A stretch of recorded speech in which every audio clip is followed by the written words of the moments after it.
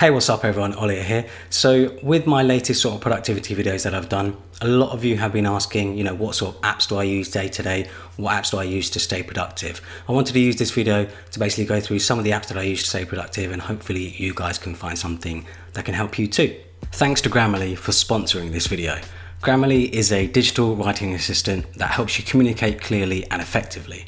As well as checking spelling and grammar, Grammarly Premium provides in-depth writing feedback, including advanced clarity, conciseness, vocabulary, and formatting suggestions. It works as a simple browser extension and integrates with very popular apps such as Google Docs and Gmail. Grammarly does have a free product that includes basic grammar and spell checking, but upgrading to Grammarly Premium gives you access to a bunch of other features such as fluency, readability, and formality. I write a lot of emails every day, and I found Grammarly to be very helpful when it comes to formatting my emails correctly and having better word choices due to the vocabulary suggestions that Grammarly offers. I also write a lot of blog posts, and it works great with the WordPress editor. So if you're someone who blogs a lot, Grammarly is definitely a must-have tool. It's also helped me write a lot more confidently, and I've added a lot more words to my vocabulary since using it. Grammarly's tone detector tool is a fantastic way to make sure the tone of your message comes across how you would like. It's something I haven't actually seen in other writing correction tools. So if you're someone who writes a lot of emails, documents, essays,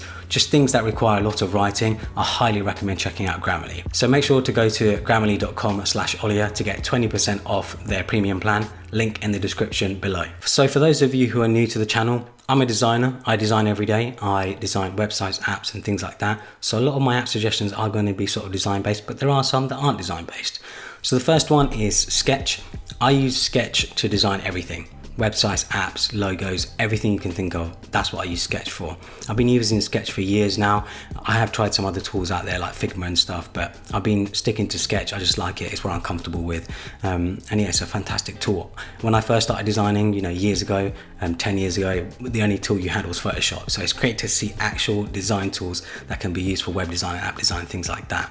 So yeah, if you're interested in design, I highly recommend checking out Sketch. Sketch is one of the best apps to get started in doing design and stuff like that. And I think it's actually very affordable when it comes to some of the competition out there. I also like to do front-end development, HTML and CSS. I'm no JavaScript expert, but yeah, I do HTML and CSS quite a bit.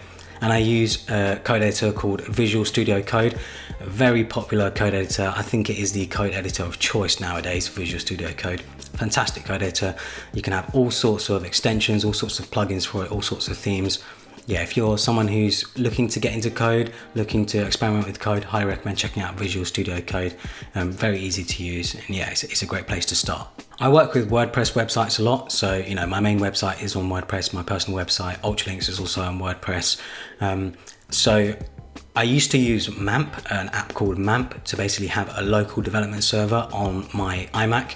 But now I've switched to Local by FLYWHEEL, and this is much easier to use, much more user-friendly, and it makes it easy to also migrate websites whenever I need to as well. It's free to use. They do have some premium options, but the free one works well enough for me. And yeah, it's just a fantastic way to have a local server that I can have a WordPress website or anything else going straight away. CODEKIT, it's a very easy to use compiling app. So it can compile nearly every language that you can think of. I prefer it over using command line tools. I just find CODEKIT easier to use. So I work with SCSS quite a lot, and obviously I'll have a bunch of SCSS files and I'll want to convert them to CSS. This will do it for me. It will take them all, put them into one CSS file, minify it for me, and be ready to go. It also automatically can update your browser. So when you hit Command Save on a file or whatever else, it will automatically update your browser, which is awesome. Very easy to use app. If you're someone who doesn't like command line tools and things like that, I highly recommend checking out CODEKIT. Adobe fonts, because it comes with my Creative Cloud subscription, I just use it. It's fantastic. There's such a big array of fonts, such a large array of fonts. And yeah, I use it for websites, for design, things like that. Any font that I want, I can probably find it on Adobe fonts. Lightroom, so as you guys know, I do photography and stuff like that on the side. I really enjoy doing photography. I use Lightroom to edit all of my pictures. I'm using Lightroom CC instead of Lightroom Classic. Main reason I'm using Lightroom CC is because it syncs my photos and presets across my Mac, my iPad and my phone. So, you know, I can edit on the go, import photos on the go, things like that. Yeah, and I just have all my presets in there and I edit all my photos in there. Simple as that. Final Cut Pro is my video editing program of choice. All of my videos that you see on YouTube are all edited with Final Cut Pro. I love Final Cut Pro. It's very simple to use, very easy to use. You know, I'm no sort of filmmaker or crazy sort of editor or anything like that, but Final Cut Pro is great for beginners and professionals. So, you know, if you're someone who's just getting into video editing, Final Cut Pro, I definitely think is the way to go if you're on a Mac. It's also much faster on a Mac compared to something like Adobe Premiere, and it's obviously just because, you know, Apple make the app, so they're going to optimize it the best they can for Mac OS. So yeah, if you're looking to get into video editing, check out Final Cut Pro, highly recommend it. Notion, this is an app that basically can organize your life. That's what I like to call it. That's what the sort of tagline I like to give it. So yeah, Notion I use mainly for work. So I use it to project manage, I use it to collect inspiration, sort of design guidelines, project guidelines, all that sort of stuff will all be in Notion. And you know, I can share that as well. You know, I can share a Notion workspace with someone else if I want to. And yeah, it's fantastic. When it comes to actually taking notes though, I still use the Apple Notes app. I just prefer the Apple Notes app. I just think it's a bit quicker. It's a native app on your phone rather than sort of like a wrapper that Notion is. You know, you always have to be connected to the internet to use Notion, that I found. There's so much you can do with it, and I still feel like I haven't used it to its full potential. GESTIMER. So this is a little timer app that sits in your taskbar on your Mac, and you basically just click and drag and you can set a timer. Simple as that. Absolutely genius, very easy to use, and I'm just surprised no one else has come up with it before.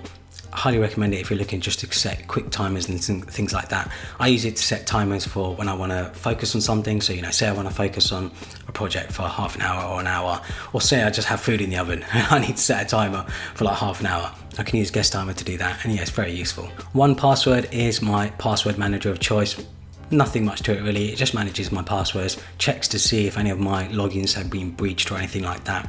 Very simple, very easy to use, and it works very well on the Mac and iPhone. It can sync all of my logins and stuff like that. I still also use the Safari password manager as well. So I basically have two places where my passwords are sitting, but yeah, very easy to use, I love it. NUMI, it's a very powerful calculator app, but it doesn't just do calculations. It can do various different things, such as currency conversion, percentages, and you can just use like normal language. So you can do things like convert 100 pounds to dollars or something like that. You don't have to follow any specific formatting.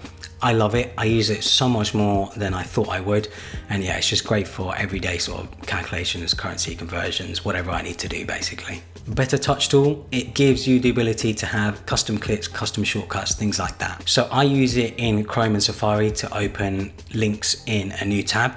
I use a 2-finger tap on my magic mouse to do that. Usually you would have to use command click to do that, but you can have any shortcuts that you like and set it up the way you wish. I also use it to manage my windows. You know, I can snap a window to any corner of the screen, the size of the screen, or to the top of the screen to make it full screen.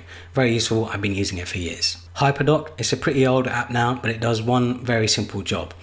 That is when you hover over an app in your dock, it will show you the windows for the app. Very useful for when you have multiple windows for any app and need to get to a specific one. Again, thanks to Grammarly for sponsoring this video. Make sure to check out the link in the description to get 20% off their premium plan. I hope you guys enjoyed this video. Leave your app suggestions in the comments below, follow me on Instagram and Twitter, and subscribe for more.